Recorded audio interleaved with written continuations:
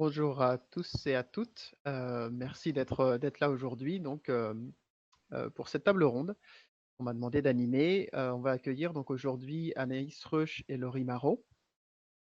Donc je vais commencer par me présenter de manière impolie, mais puisque c'est moi qui ai la parole pour ouvrir les discussions. Je m'appelle donc Maxime Efouiès, je travaille au sein du think tank The Shift Project. Je suis coordinateur de projet sur les sujets notamment donc du numérique et de l'industrie. Et pour vous présenter rapidement, The Shift Project, le Shift de son petit nom, c'est un think tank, un statut d'association loi 1901, et qui s'est donné pour mission d'éclairer le débat sur la transition carbone, la transition énergétique, et du coup sur la résilience de notre économie de manière plus large. Donc ce qu'on fait, c'est qu'on produit des études en s'appuyant sur une méthodologie scientifique et transparente. Donc l'intégralité de ce dont on va discuter aujourd'hui est disponible sur notre site internet en accès libre. Pourquoi? Pour produire des outils qui sont utiles aux décisionnaires, hein, politiques comme économiques, pour mettre en place des stratégies et en fait des questionnements politiques sur les arbitrages à mener pour atteindre la résilience.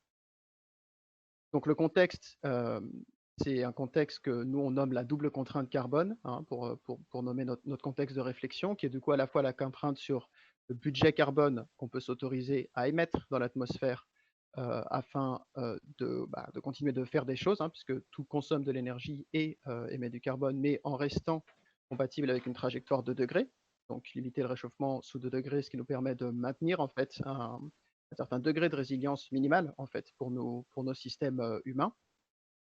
Et le deuxième aspect donc de cette double contrainte carbone, c'est la dépendance aux énergies fossiles, nos systèmes de production et nos systèmes d'usage étant largement dépendants à la source, hein, des énergies fossiles et donc de leur disponibilité. Et donc un risque sur leur disponibilité, ça fixe une autre contrainte sur nos activités. Donc c'est dans ce cadre et dans un cadre en plus de crise sanitaire qui nous a rappelé un certain nombre de conditions physiques au fonctionnement de nos systèmes, hein. On s'est souvenu que les secteurs de notre économie, en fait, c'était des bâtiments, c'était des lits, c'était de la disponibilité en nombre de choses disponibles pour faire les choses, et qu'ensuite, on avait des facteurs économiques pour calculer tout ça. Et donc l'idée, c'est de se placer dans cette vision physique du monde et de réfléchir à ce que peut vouloir dire résilience pour le siècle qui nous attend.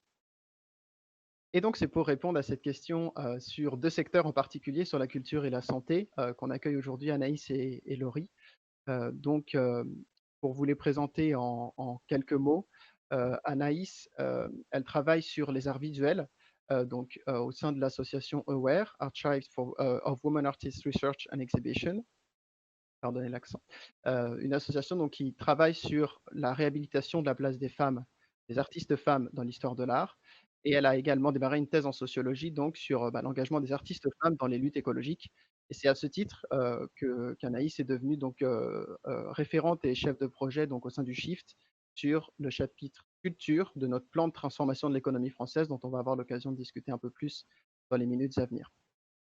Et donc Laurie Marot, qui est donc docteur en sciences de gestion sur les usages numériques et les changements technico-organisationnels qu'ils impliquent, hein, dans les établissements de santé publique. Et c'est en fait en continuant ce travail sur ces problématiques qu'elle en arrivait à questionner les changements technico-organisationnels liés à la résilience dans les établissements de santé.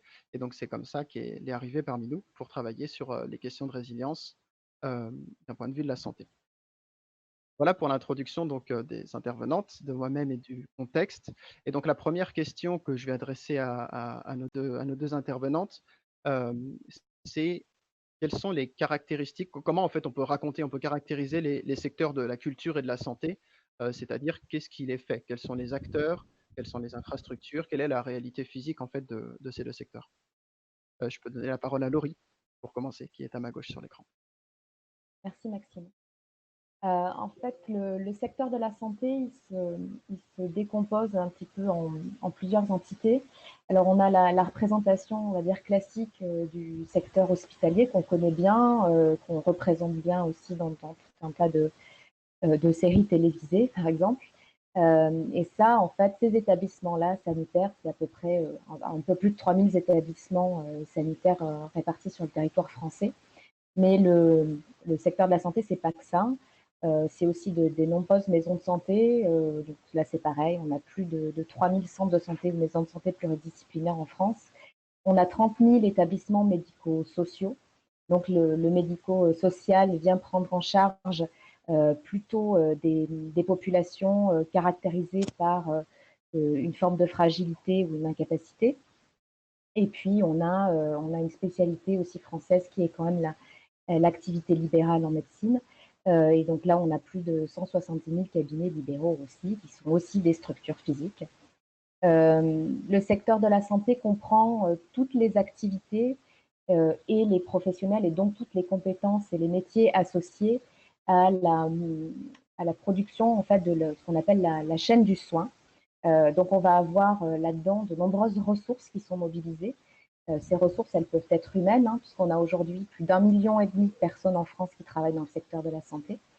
Parmi ces ressources humaines, on va avoir des personnes qui sont dites soignantes, donc qui vont s'occuper plus de l'aspect médical, clinique, qui vont vraiment apporter le soin. Hein. C'est typiquement les médecins, les infirmières, les sages-femmes, etc. Et vous avez aussi toute la population non soignante qui participe à la gestion de ce système de santé. Ils sont aussi très nombreux. Vous retrouvez dans cette population vos pharmaciens, les biologistes, les imageurs, et puis tous les gestionnaires d'établissements, les logisticiens, les administratifs, les hôteliers, etc. etc. C'est un secteur qui mobilise de nombreuses industries aujourd'hui. On pense assez spontanément à l'industrie pharmaceutique dans le domaine de la santé, mais c'est loin d'être le seul secteur mobilisé. Parce qu'en fait, si on y regarde un peu plus près, c'est vraiment un secteur qui est traversé par quasiment l'ensemble des autres secteurs d'activité de la société. Donc vous allez retrouver bien sûr la pharmaceutique, la biotechnologie, le biomédical, mais vous allez aussi retrouver toute l'industrie du bâtiment, l'urbanisme aussi, qui est souvent associé aux problématiques de santé publique, le numérique, l'agriculture, l'alimentation, les questions de mobilité, etc., etc. Donc c'est vraiment un gros secteur. Et c'est un secteur aussi qui a des spécificités. C'est notamment, comme je le disais, un secteur qui regroupe une grande partie de la population active française. C'est probablement aussi le premier propriétaire foncier de France. Donc c'est beaucoup d'artificialisation des sols pour les hôpitaux. C'est beaucoup de locaux. Et c'est un acteur social prépondérant au sein d'un territoire. C'est aussi un acteur qui véhicule un certain nombre de politiques publiques au sein du territoire, notamment des politiques de prévention. Donc voilà, donc le secteur de santé a une place spécifique au sein du territoire et a des particularités, que ce soit dans ses structures physiques, comme dans les compétences et les professions qui sont mobilisées à l'intérieur de ce secteur, sachant qu'à l'intérieur même de ces professions, vous allez avoir des intérêts qui peuvent être parfois pas toujours alignés, et la nécessité permanente de pouvoir faire converger des visions cliniques, techniques, opérationnelles, stratégiques, etc., qui ajoutent à la complexité du secteur, s'il était besoin d'ajouter de la complexité à ce secteur déjà, voilà, déjà extrêmement complexe par nature. Merci beaucoup Laurie pour ce tour d'horizon. Du coup, j'ai passé la parole à Anaïs pour répondre à la même question, mais donc sur le secteur de la culture. Oui, donc la culture, c'est aussi un secteur, on va dire, complexe, en tout cas très, très large, qui est en constante redéfinition, puisqu'on va intégrer régulièrement des nouvelles pratiques, puisque la culture, par définition, c'est de l'innovation. Donc, c'est un secteur qui est large, qui est aussi très hétérogène, qui répond, si on regarde le spectacle vivant, si on regarde le patrimoine, les musées, l'industrie du cinéma, l'industrie du livre, c'est à chaque fois le domaine des arts visuels, c'est à chaque fois on va dire, des logiques différentes, des modes d'organisation qui sont différents, des économies qui sont extrêmement variées. Mais si on regarde un petit peu de manière plus large, la culture a quand même globalement un poids économique très significatif, au moins en termes de PIB, puisque en 2017, c'est le dernier chiffre dont on dispose, la culture représentait 2,3% du PIB, avec une production annuelle de 47,5 milliards d'euros. Si on regarde du côté des emplois, là aussi, c'est un secteur qui embauche à peu près 630 000 personnes, c'est à peu près 2,2% de la population active. Mais malheureusement, comme je disais, c'est un secteur qui est hétérogène et peut-être la seule chose qui va le caractériser dans son ensemble, c'est la fragilité de l'emploi, puisqu'on a 37% d'actifs qui sont non salariés et parmi les salariés, 59% qui le sont à temps partiel ou en contrat court, ce qui est quand même un montant qui est 2 fois supérieur à la moyenne nationale. La culture, c'est bien sûr des usagers, parce que sans public, il n'y a pas de culture, parce que l'idée de la culture, c'est de mettre en partage. Donc là aussi, en France, on a une demande qui est assez significative. Si on regarde les dernières études, les Français étaient 42 millions à être allés au cinéma, 2,4 millions à s'être rendus dans les scènes nationales, 16% de la population qui est inscrite dans une bibliothèque. On a aussi des nouveaux modes d'accès à la culture à travers le numérique. Et il y a une vraie montée en puissance des pratiques culturelles et usages en la matière, puisque parmi les 88% d'internautes que compte aujourd'hui l'ensemble de la population française, 8 sur 10 déclarent avoir consommé des biens culturels sur Internet, si on regarde sur une année donnée. Et effectivement, donc ces 10 dernières années, les industries culturelles ont vraiment été confrontées à une numérisation importante des biens et des services. Si on regarde par exemple la musique, en 2018, 41% du chiffre d'affaires de la musique enregistré provenait du marché numérique. Il en va de même pour les jeux vidéo dont les ventes ne cessent d'augmenter. Donc la culture, c'est aussi de plus en plus du numérique. Alors évidemment, on reviendra dessus, c'est pas sans conséquence sur l'environnement. Mais on a tendance à l'oublier aussi quand on parle de création et d'imaginaire. Mais comme le disait Maxime, de notre point de vue au Shift, c'est vraiment, on va regarder le monde physique, c'est-à-dire ici l'incarnation de cet imaginaire dans un monde réel. Donc la culture, c'est aussi des infrastructures, des bâtiments, et vous devez le voir dans vos territoires et dans vos communes. C'est un secteur qui correspond à un réseau extrêmement dense d'équipements, puisqu'on a 16 000 lieux de lecture publics, 500 librairies, 2000 cinémas, 1200 musées de France, 51 centres d'art. On a plus de 200 villes qui sont labellisées pays d'art et d'histoire. On a des dizaines, des centaines de milliers d'entités archéologiques, etc. Donc c'est toute cette, on va dire, incarnation matérielle de la culture dans un certain nombre d'infrastructures. C'est bien sûr aussi, la culture, ce sont des transports, puisque si on associe la culture au loisir, elle représente la 3e cause de mobilité des Français sur l'ensemble du territoire. Et il faut aussi rappeler que la France est le pays, on va dire, le plus attractif en matière touristique, et que la moitié de nos millions de touristes internationaux qui viennent nous visiter chaque année viennent visiter notre patrimoine. Et enfin, la culture, c'est aussi une industrie, puisqu'on parle d'industrie culturelle et créative, notamment pour la musique, le cinéma et le livre. Et bien qu'il s'agisse d'un secteur de service, une fois de plus, pour exister, la culture consomme un certain nombre de biens manufacturés. Et c'est en ça que, voilà, ce que disait, on retrouve ce que disait aussi Laurie par rapport à la santé. Donc, dans notre cas, évidemment, il y a toute une série de biens manufacturés, de nouvelles technologies qui sont nécessaires pour produire. Et je pense au cinéma avec les tournages, à la musique, et aussi pour la diffusion de la culture, que ce soit des concerts et tous les autres terminaux dont on a besoin pour regarder des films, des séries ou écouter de la musique. Voilà, en quelques mots et en quelques chiffres, la vision physique de la culture. Et une vision effectivement assez claire. Du coup, on a parlé d'infrastructure, on a parlé de transformation des usages, et en fait, on voit que c'est des secteurs donc, de services, mais qui se complexifient de par l'évolution de nos usages et des infrastructures sur lesquelles ils reposent. Donc la deuxième question, c'est quelles sont les vulnérabilités de ces secteurs? Donc en premier lieu vis-à-vis de la crise sanitaire qu'on est en train de vivre, donc en termes d'emploi évidemment, mais aussi en termes de perturbation des activités. Et du coup, dans un deuxième temps, quelles sont les vulnérabilités de ces secteurs vis-à-vis des crises du 21e siècle, donc notamment donc, de cette double contrainte carbone, vis-à-vis du budget carbone qu'on peut s'autoriser, du changement climatique et de la disponibilité en ressources fossiles. Laurie? J'ai bien envie de laisser continuer Anaïs. Ok. Anaïs, alors.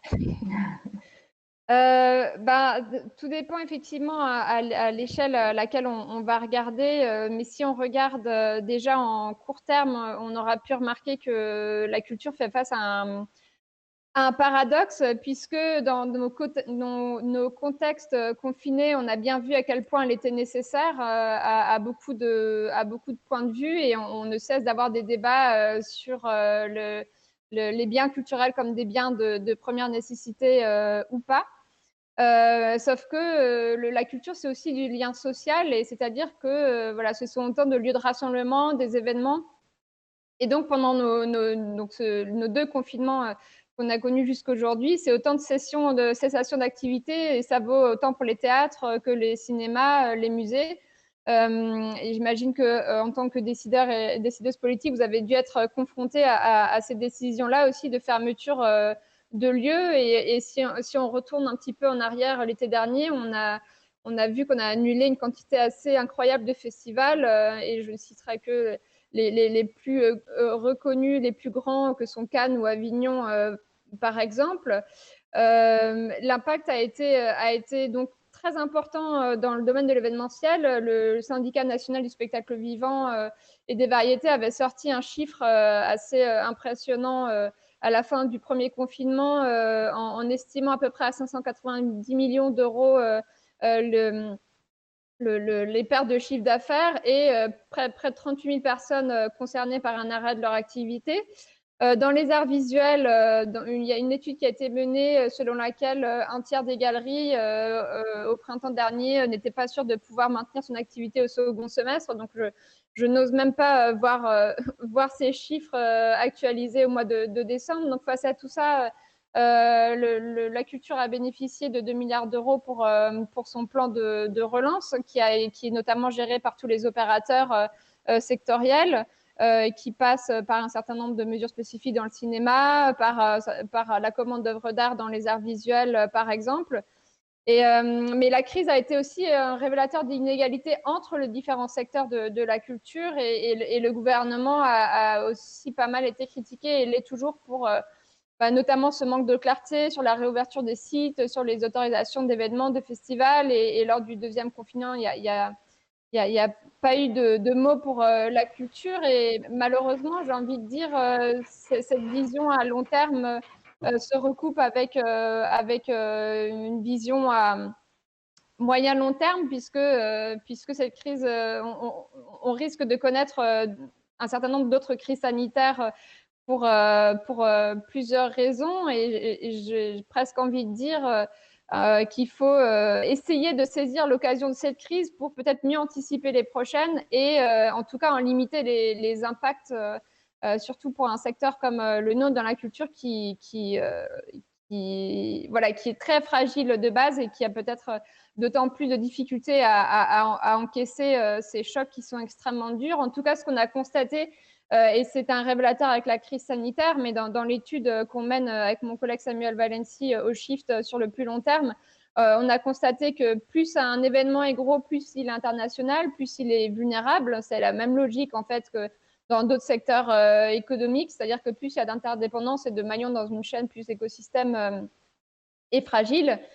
Si je prends l'exemple de la musique, dans les musiques actuelles, par exemple, où le live est vraiment devenu le centre de la création de valeur, on entend souvent parler de course à l'armement, c'est-à-dire toute une industrie qui est basée sur le principe de la puissance, où on va avoir un effet d'emballement avec des jauges de plus en plus importantes, donc un besoin d'événements plus internationaux, donc un besoin de chercher un public qui vient de plus en plus loin, et pour l'attirer, on va programmer des stars de plus en plus internationales elles aussi, donc ça va passer par des moyens techniques de plus en plus impressionnants, et donc on a une espèce de course sans fin depuis plusieurs décennies. Donc on constate vraiment une très forte tendance à l'événementialisation de la culture. Et dans les arts visuels, on parle même de biennalisation du monde. Donc on est dans cette même logique de croissance.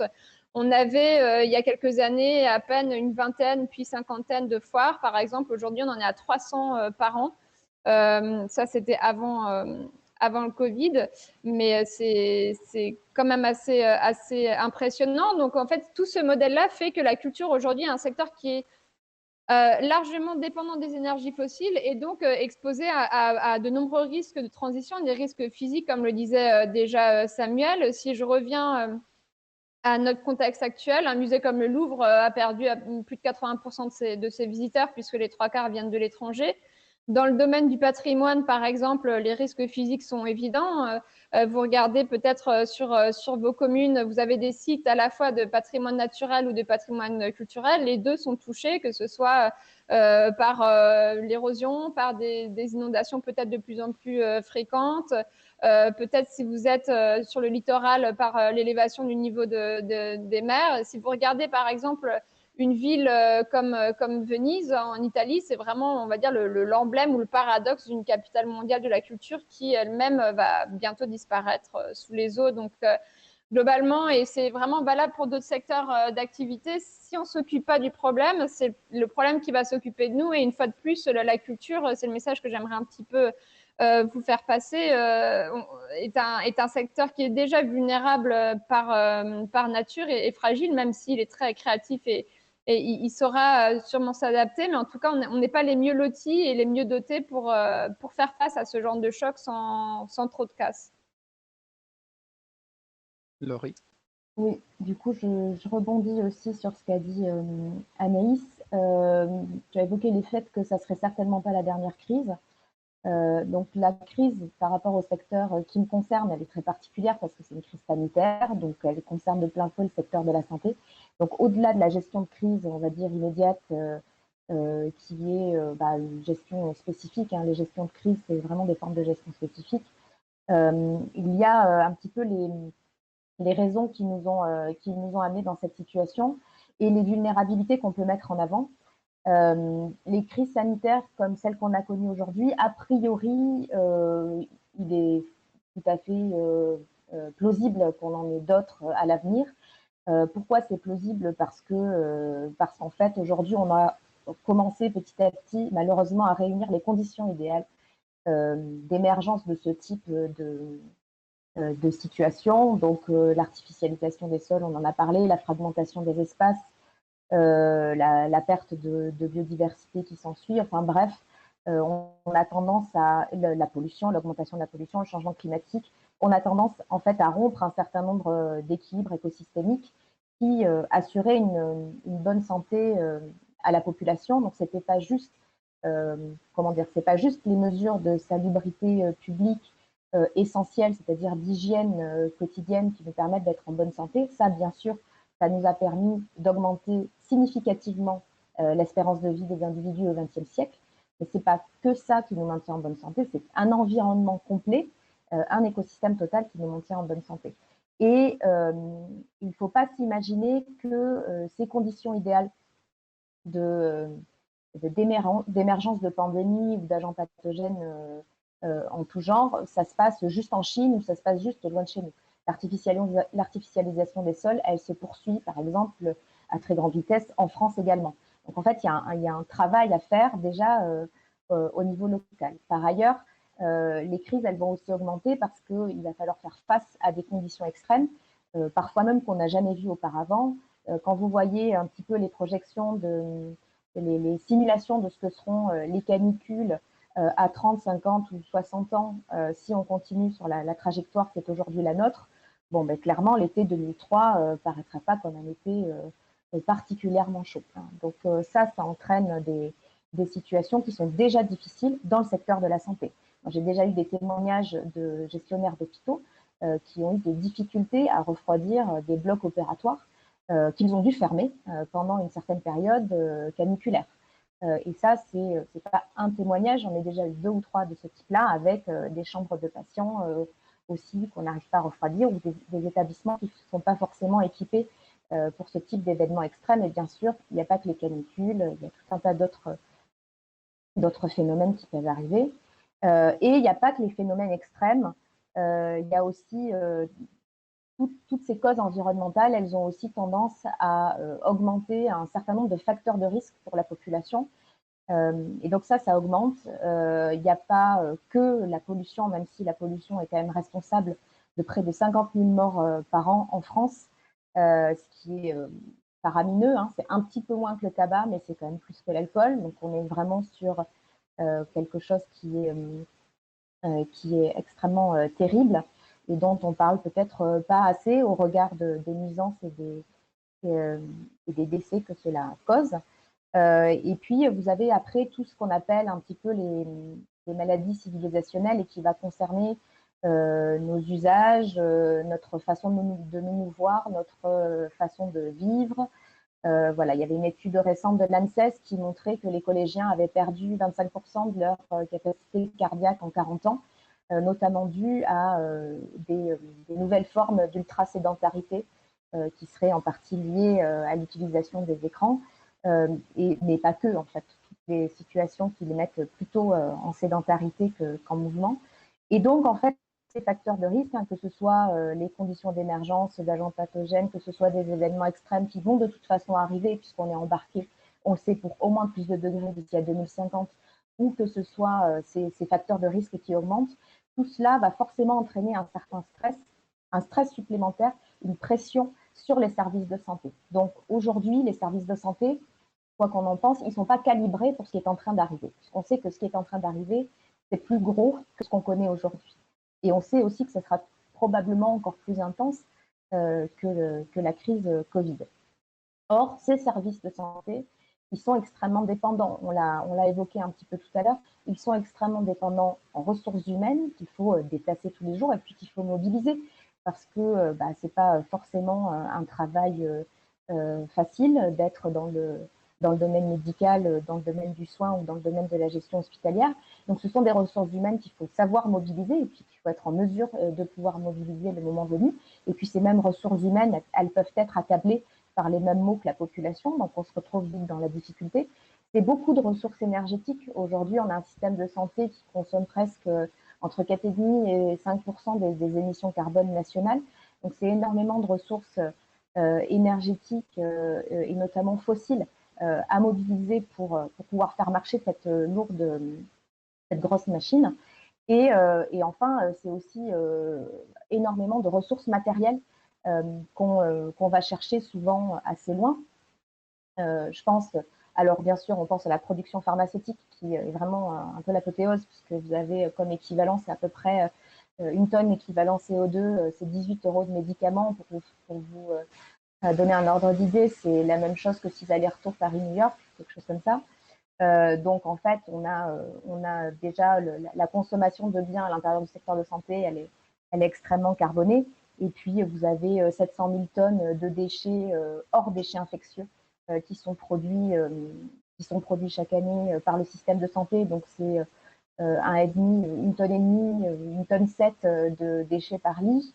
Vous avez 4 fois plus d'eau qui sont consommées par un lit d'hôpital que par un Français moyen, etc., etc. Donc c'est énormément de ressources à aller chercher. En ce qui concerne les achats, donc je parlais de la pharma, ces ressources, elles peuvent être géographiquement assez éclatées sur des chaînes d'approvisionnement qui sont très complexes.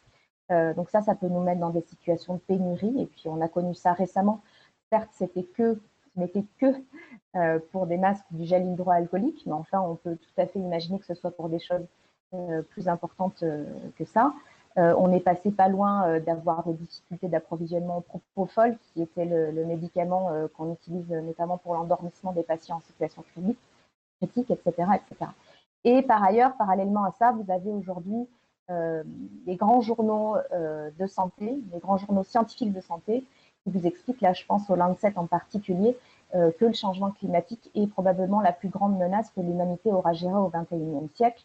Et effectivement, quand on voit les conséquences possibles sur la santé des populations d'un tel changement climatique, il est évident que le climat, c'est plus pour nous une question environnementale, c'est plus pour nous une question écologique, en tout cas plus exclusivement, mais c'est une question de santé publique et il faut la traiter comme telle. On a du coup parlé de, enfin, on a un beau tour d'horizon en fait du contexte de ce à quoi ressemblent nos deux secteurs, hein, donc le culture et la santé, et de leur vulnérabilité. Euh, L'idée, donc, ce n'est pas d'être catastrophiste, c'est d'appeler à l'action. C'est le but de la table ronde. Il nous reste du coup 15 minutes. On n'a pas encore eu de questions dans les messages écrits.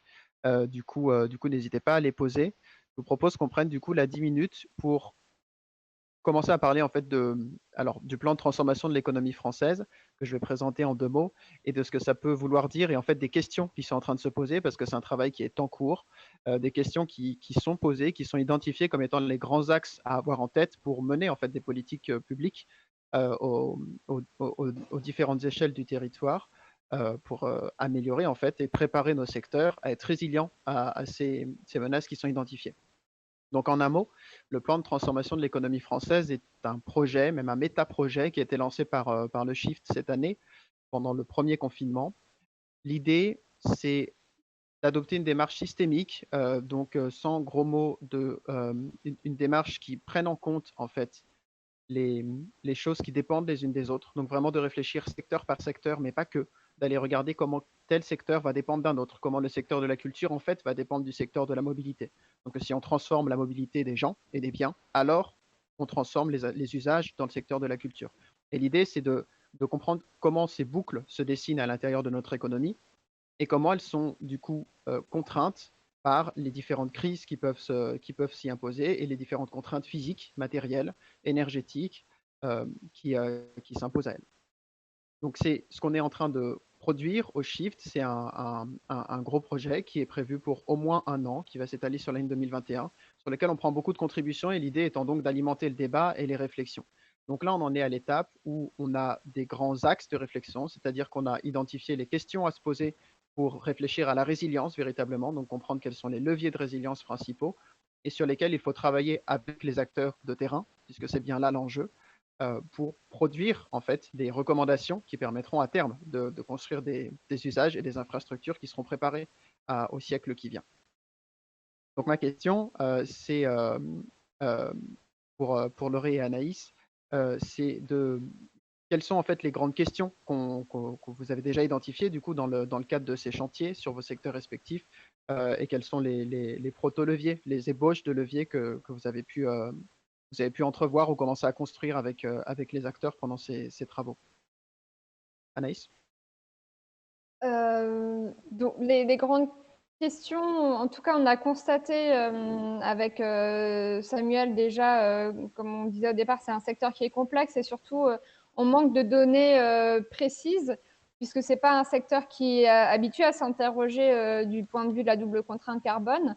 Et c'est d'ailleurs, si on regarde dans les débats, et puisqu'aujourd'hui on est au Salon des maires, tous les débats qui se passent autour de la gestion de la culture et des politiques culturelles dans les villes qui sont pilotées par les Verts. C'est vrai qu'il y a un vrai dialogue encore à trouver sur le sujet et ça peut être sujet d'un certain nombre de tensions. En tout cas, de notre côté, pour, on va dire, rendre le secteur plus bas carbone et plus résilient, on a identifié 5 axes que je peux vous soumettre, qui sont des axes qui sont plutôt on va dire des propositions. En tout cas, on pense qu'il faudrait avant tout relocaliser nos activités culturelles, c'est-à-dire réinscrire un peu plus la culture au cœur des territoires et en faire aussi un moteur pour la transition locale à travers tous ces besoins physiques que j'ai décrits au départ, c'est-à-dire les bâtiments, l'énergie, la mobilité, les transports, l'alimentation, les achats. Cette relocalisation, elle renvoie aussi aux problématiques d'accès et à l'ancrage territorial des lieux culturels, autant en matière d'accompagnement des artistes qu'en matière d'accès à la culture, hein, puisque la place du public est extrêmement importante. Alors évidemment, la relocalisation de ces activités n'est pas synonyme de fermeture des frontières, puisqu'on sait bien que la culture est un indicateur de bonne santé démocratique et un garde-fou peut-être à la montée des populismes. Donc on tient vraiment à maintenir cette circulation des idées, mais on propose ici de penser autrement cette matérialité-là de circulation. Le deuxième point qu'on propose, c'est le ralentissement. C'est-à-dire, par exemple, si je prends une résidence d'artiste, si vous accueillez sur votre commune un artiste qui viendra de l'étranger, évidemment que c'est extrêmement pertinent d'un point de vue des échanges interculturels. Et ce qu'on propose, c'est bien évidemment pas d'arrêter ce genre d'échange, mais peut-être d'allonger la durée et de réduire peut-être le nombre de résidences sur une année pour un artiste ou une compagnie. Et je pense que si on gagne du point de vue environnemental, on gagne aussi du point de vue de la qualité de l'échange avec les citoyens et citoyennes, avec la population locale, et aussi une qualité en termes de création. Donc, on peut aussi ralentir en systématisant la mutualisation des tournées, des expositions, entre plusieurs partenaires locaux sur un même territoire, entre plusieurs communes.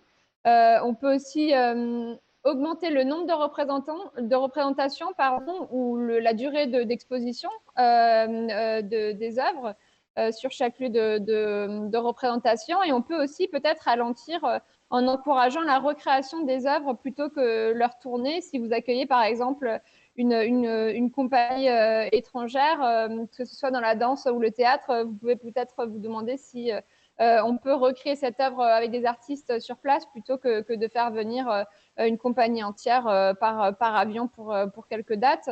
Le troisième axe de transformation qu'on vous propose, c'est la réduction des échelles. Je ne reviens pas sur la quête de puissance et cette course à l'armement dont je vous parlais tout à l'heure. Évidemment, là, on n'est pas non plus sur une réduction de la création.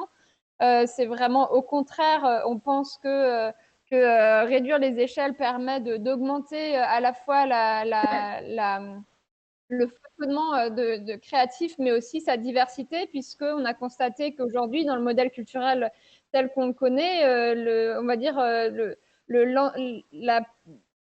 l'impact le plus important provient d'un nombre d'acteurs assez limité, et que c'est ce même nombre d'acteurs assez limité qui concentre la plupart des ressources économiques, et que donc si on engage une meilleure distribution de ces ressources, on permet peut-être de soutenir plus de projets et de garantir une certaine diversité culturelle. Donc là aussi, c'est une logique qui est bas carbone, mais pas seulement, puisqu'on voit bien que les impacts sont sociaux et culturels.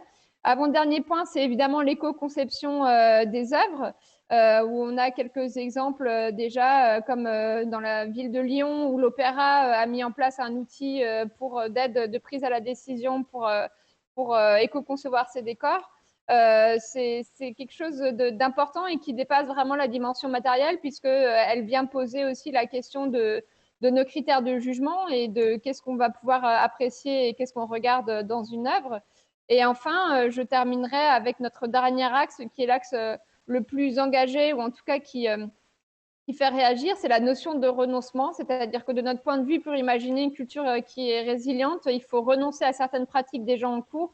Là, je reviens à mes festivals où on voit des fois sur des communes rurales des événements de 100, 200 000 personnes où on va recréer les besoins d'une ville pour quelques jours à peine. Peut-être que si on renonce à ces jauges-là et on repense les festivals sur des temps plus longs et à des échelles plus réduites, on arrivera à des systèmes plus résilients qui pourront se maintenir même dans des situations telles que celles qu'on connaît aujourd'hui. Et bien sûr, cette notion de renoncement, elle s'applique aussi à des opportunités technologiques carbonées qui s'annoncent assez énergivores pour le secteur. Et là, je pense notamment à la massification du cinéma ou des lives ou des concerts en réalité virtuelle qui seront peut-être possibles avec la 5G. Et donc voilà nos 5 axes qu'on propose. Et pour cela, effectivement, il faut Pour les mettre en œuvre, on propose une stratégie en 3 temps, c'est-à-dire que dans notre plan de transformation, on s'adresse aux acteurs de la culture avec un certain nombre de mesures qui permettent aux compagnies, aux salles de spectacle, aux musées, aux lieux de patrimoine de se situer dans leur état d'avancement de leur transition pour pouvoir les accompagner au mieux. Mais bien sûr, on ne peut pas faire tout ça sans politique culturelle ambitieuse, donc d'où l'importance des décideurs et des décideuses politiques, puisqu'aujourd'hui, le ministère de la Culture, en tout cas, ne fait pas de la transition écologique un axe prioritaire pour la culture, alors que ça devrait être le cadre même de pensée de cette politique. Et comme la démocratie est souvent un système qui est ascendant, je pense que beaucoup de solutions se trouvent au niveau des territoires et des communes et que ces initiatives-là et ces exigences-là que vous pouvez avoir doivent remonter à l'échelle jusqu'à l'échelle nationale. Et enfin, bien sûr, puisqu'il faut commencer tôt, si on veut créer des changements de pratiques professionnelles, il faut s'adresser aux étudiants, aux étudiantes d'écoles d'art et qui se forment à tous les métiers de la culture, puisqu'on a un maillage territorial très important d'écoles d'architecture, d'écoles de théâtre, d'écoles des beaux-arts. Et je vous invite à vous appuyer sur ces écoles-là qui, de plus en plus, s'interrogent sur leur existence et leurs interactions avec leur écosystème proche et les territoires dans lesquels elles sont inscrites. Donc, voilà en quelques mots, et j'ai débordé déjà mon temps de parole. Merci beaucoup Anaïs. Je vais passer la parole à Laurie en quelques minutes et je répondrai à la question de sémantique qui nous a été posée en conclusion. Vas-y à toi Laurie. Ok, je vais essayer d'être la plus didactique possible. En 3 minutes, c'est un peu sportif, mais on pourra de toute façon rediscuter de tout ça. Et puis, dans le cadre des ateliers du Shift aussi, on décrit nos activités. Je vous conseille de suivre un petit peu ce qu'on fait de ce côté-là. Je pense que la priorité en santé, c'est de s'attaquer à ce qui va faire possiblement mal, donc ce fameux stress et cette pression sur les services de santé. Donc comment on réfléchit à diminuer le stress et la pression sur les services de santé tout en étant dans une logique d'une part d'atténuation de ce changement climatique, parce que ce n'est pas parce qu'on est le secteur de la santé qu'on peut se dédouaner des obligations environnementales qui sont les nôtres, parce que c'est quand même aujourd'hui inscrit dans la loi qu'on doit diminuer de 4 ou 5% par an nos émissions, dont le secteur de la santé, en fait. Et en plus, comme je vous l'ai expliqué, ces enjeux environnementaux, ce sont des enjeux de santé publique, donc ça serait en fait une aberration que le secteur de la santé ne s'en occupe pas. Donc il y a la question de l'atténuation et puis après, il y a la question de l'adaptation. Alors comment on peut penser à diminuer ce stress sur les services de santé? Ça, c'est quelque chose qu'on peut faire dans un premier temps, on va dire plutôt en amont. Donc ça se situerait sur 2 niveaux. Il y aurait un niveau qui serait plutôt en amont, on va dire, de l'arrivée de la maladie. Et qui, à ce niveau-là, il s'agirait de recréer les conditions de salubrité publique. Alors, quand je parle de ça, je ne parle pas uniquement des fameuses conditions d'hygiène bactérienne ou microbienne, mais vraiment de s'attaquer à la question de l'aménagement du territoire pour, par exemple, favoriser, lutter vraiment contre la sédentarité qui engendre des problèmes cardiovasculaires tout à fait dramatiques. Donc vraiment, la sédentarité, c'est un souci. Il se trouve que souvent, c'est associé en plus à des déplacements polluants et motorisés. Donc il y a un vrai gros travail d'aménagement du territoire et des espaces urbains pour associer des politiques environnementales et des politiques de santé publique. Donc urbanisme, aménagement des espaces associés à la mobilité douce, ça permet aussi de fortement diminuer la pollution atmosphérique. Et ça, c'est vraiment un point très, très positif en matière de facteurs de risque. Favoriser aussi, et là je pense aux établissements de santé, des alimentations plus locales et moins transformées.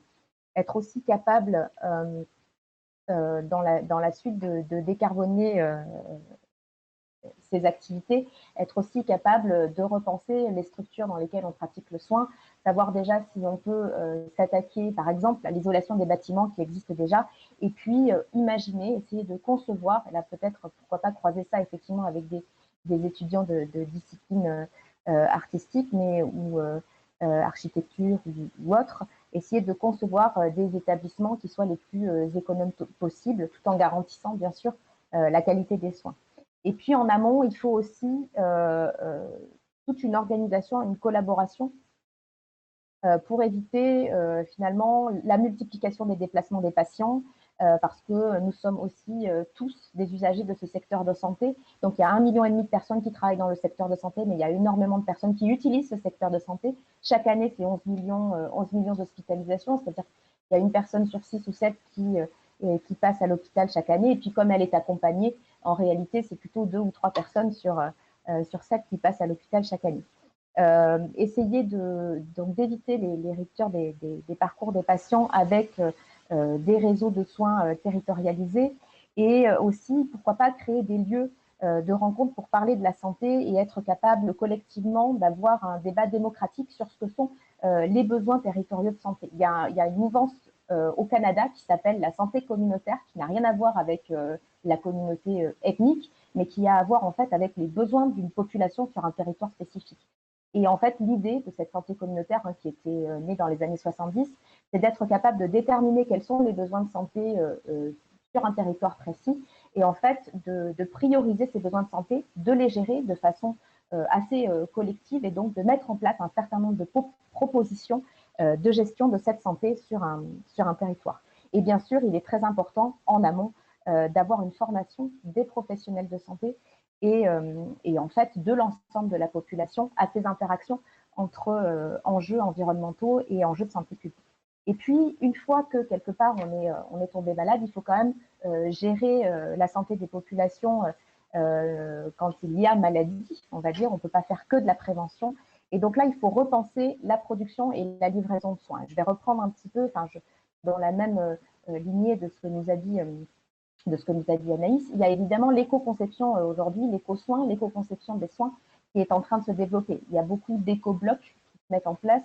Il n'y a pas simplement une question de tri, on va dire, des déchets, mais il y a vraiment toute une façon de repenser le soin. Ils éliminent certains gaz comme le desflurane des blocs opératoires. On élimine certains plastiques. On a une démarche aussi de plan de mobilité, etc., etc. Donc, il y a des établissements de santé aujourd'hui qui prennent vraiment ce sujet à bras-le-corps et qui essayent de produire des soins qui sont moins impactants pour l'environnement. On a parlé des bâtiments. Il est nécessaire d'avoir des structures physiques aujourd'hui qui soient capables d'être résilientes, c'est-à-dire de résister aux chocs qui vont certainement arriver dans les années à venir. Il faut aussi diminuer notre dépendance aux produits carbonés. Ça, en fait, c'est la dépendance au fioul, typiquement dans les établissements de santé, au pétrole pour tout ce qui est mobilité, et en fait, à toutes les ressources plastiques qui sont des dérivés de la pétrochimie. Il faut aussi revoir les chaînes d'approvisionnement et essayer de penser des chaînes d'approvisionnement qui sont plus courtes, moins dispersées. Je n'ai pas le temps de vous expliquer en gros quelle est la chaîne d'approvisionnement, par exemple, du propofol, mais ce que je peux vous dire, c'est que la baisse de demande en pétrole a probablement entraîné dans sa chute, en fait, ça a entraîné une baisse de la demande des biocarburants issus du soja. Or, un sous-produit des biocarburants, c'est le glycérol, et ce glycérol est utilisé dans la composition de certains médicaments, dont le propofol, et donc on peut se retrouver à court de médicaments parce qu'il y a une baisse de demande pétrolière à un moment donné. Donc en fait, vous voyez qu'on a des chaînes d'approvisionnement qui sont très complexes et qui demandent d'être davantage maîtrisées, et très probablement pour partie d'entre elles relocalisées, parce qu'on a aujourd'hui quand même 80% de molécules actives qui ne sont pas qui sont produites en Chine, et ça pose question. France Asso Santé a quand même déclaré plus de 1200 médicaments qui sont en rupture d'approvisionnement aujourd'hui en France. Les transports sanitaires, à partir du moment où on est obligé de se déplacer en véhicule, on va dire, de type ambulance ou voiture, peuvent être aussi orientés vers la décarbonation, pourquoi pas des véhicules électriques. En tout cas, essayer d'intégrer des critères écologiques dans les appels d'offres, par exemple des transports sanitaires, ça peut être aussi une piste à explorer. Et également, le financement des établissements de santé aujourd'hui, il est peut-être à revoir, parce qu'en fait, on avait des financements qui étaient plutôt orientés sur les actes médicaux, et on pourrait envisager que dans le cadre de l'incitation financière à la qualité, il y ait aussi des critères écologiques qui soient pris en compte, parce que finalement, la qualité des soins, c'est aussi la prise en compte de ces déterminants écologiques. En conclusion, très rapidement, je veux juste évoquer le fait que j'ai souvent dit l'hôpital ou le secteur de la santé, en tout cas l'hôpital, c'est la représentation de la petite ville. On y dort, on y mange, on y est soigné, on y fait du numérique, hein, aussi, beaucoup d'utilisation de dispositifs numériques, etc., etc. Et donc c'est une petite ville et il faut essayer de traiter l'établissement de santé, enfin en tout cas d'orienter les politiques de développement durable ou écologique dans les établissements de santé comme on le ferait pour une ville. En fait, je commence à me dire qu'on peut peut-être renverser le raisonnement et se dire que si on tente d'appliquer des stratégies et des politiques écologiques à l'intérieur d'un établissement de santé, par exemple, ou à l'intérieur, on va dire, d'un groupement sanitaire, eh bien, il est fort possible qu'on puisse étendre ce genre de politique à une ville ou à un territoire, puisqu'on a vu que à l'intérieur des établissements de santé, en fait, on a quasiment l'intégralité des industries qui sont, en tout cas des industries de base, qui sont représentées pour le fonctionnement d'un territoire entier. À ma conclusion. Merci beaucoup à vous deux. Donc pour conclure cette table ronde, donc je vais commencer par répondre à la question qui nous a été posée par un shifter. Donc pourquoi avoir choisi le terme économie plutôt que société pour notre plan de transformation de l'économie? Parce que c'est le terme qui est aujourd'hui en fait utilisé dans le débat public, dans le débat grand public, pour parler de l'ensemble de nos activités. Et c'est ce qui va mener à ma conclusion. On a utilisé le mot économie, mais pour lui redonner toute sa matérialité. Donc il ne s'agit pas de parler d'économie avec des euros, les euros n'étant qu'une manière de comptabiliser les choses. Nous, on s'intéresse aux choses qu'on comptabilise. Donc on est vraiment reparti des infrastructures, des gens, des flux de matière, des flux d'énergie, du nombre d'emplois, pour comprendre ce qui étaient nos usages et les services essentiels de notre société. Et vous l'avez vu dans la présentation, dans les interventions d'Anaïs et Laurie, on a bien parlé de choses. On n'a pas parlé d'euros, parce que les euros ne servent ensuite qu'à piloter des choix qui ont été arbitrés en amont. Et c'est ça la vision qu'on essaie de construire. Et c'est, vous le voyez, on a commencé à construire au travers des grandes questions et des grands axes à traiter. L'idée, c'est de fournir aux décideurs politiques et économiques les outils qui permettent de repartir de la réalité de leur territoire et de leurs activités pour comprendre en quoi ces activités qui sont essentielles sont dépendantes des intrants et des externalités, des risques exogènes comme les crises et les crises sanitaires et les crises climatiques et environnementales. Et en repartant de cette réalité de terrain, d'être capable de construire des stratégies qu'ensuite on peut ensuite en fait agréger dans un plan et une cohérence nationale, voire européenne. Voilà. Merci à tous et toutes donc d'avoir assisté à cette table ronde. Comme on l'a tous les trois précisé, ces travaux, c'est des travaux en cours pour lesquels on prend des contributions, parce qu'on essaie d'être un point focal de connaissances et d'expériences. Et donc on est accessible. Vous avez l'intégralité des informations et des éléments déjà publiés sur notre site web. Et merci donc de votre attention. Merci beaucoup.